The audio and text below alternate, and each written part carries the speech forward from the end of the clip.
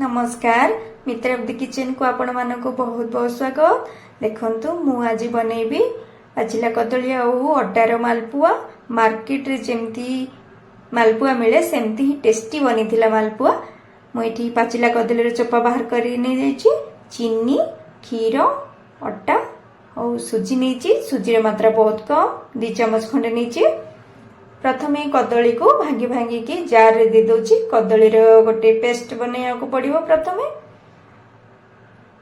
वीडियोटी आपण माने संपूर्ण भाव में देखंतु। आपण माने को जदी भल लागिला ताहाले बनांतु।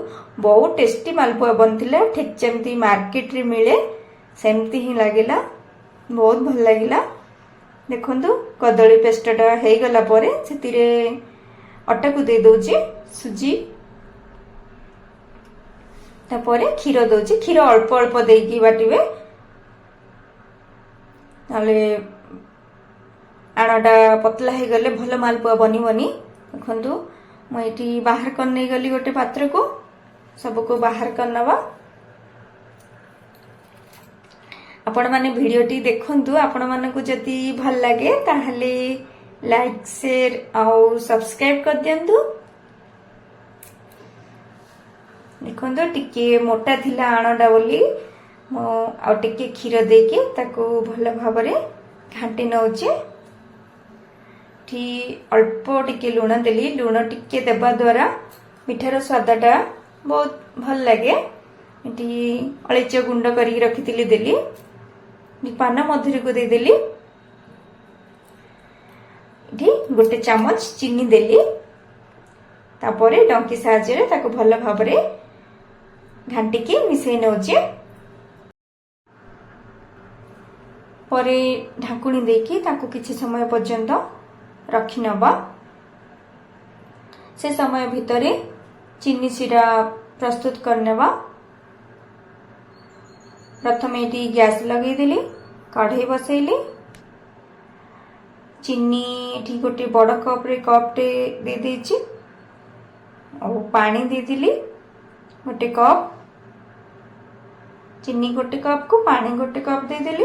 वर्तमान ताकू घाटी नौचे। चीनी पानीटा फुटी आसिलानी। गुलाब जामुन रे जेमती चीनी सिराटा बना जाए गुलाब जामुन पाई ठीक सेमती ही हबो। एटी देखंतु अलैच गुंड दे दिली। देकी ताकू भल भाव में मिसई नौचे। चीनी सिराटा पूरा महू टाइप रो लागिबो। टिके अठा अठा लागिबो ताहले आपण जानि परिबे जे ठीक अछि। देखंतु चीनी सिराटा पूरा प्रस्तुत हे गला। ताकू ओले की रखी देली। वर्तमान कढ़ी बसेनली। आ गोटे कढ़ी एटी फ्रीडम तेल नैछि। तेल दे देली। मालपुआ छानिबा। तेल गरम हेबा को दबा। मटी चीनी सिराटा ढांकुणी देकी रखिदेली। कहीं चीनी सिराटा टिकी उषुम थिबो आ मालपुआटा गरम थिबो बोले मालपुआटा भल भाव में से रस चीनी रसटा शोषी नब। देखंतु तेल गरम हेलानी। देखुची एटे केमती होउची। टिके आण देली। देला को देखंतु ऊपर को केमती भासुची। एमती हेले ही जानिबे जे मालपुआटा ठीक भल बनिबो। मु सेगुड़ा को छाणी के एठी बाहर कर नौची।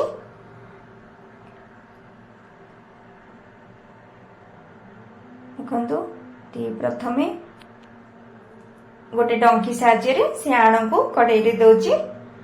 गोटे थर ही एमती देबे। देखंतु मालपुआटा केमती तो चारि साइड से हे आसलानी। तापरे मालपुआ पकेला परे जमारू ताकू छुईबेनी। सी आपे आपे एमती ऊपर को उठिबो। मेठी गोटे गोटे मालपुआ बनैबे। देखंतु देखंतु मालपुआटी केते सुंदर गोल्डन ब्राउन कलर हे जाइछि। पूरा भल भाव में बनी गलानी।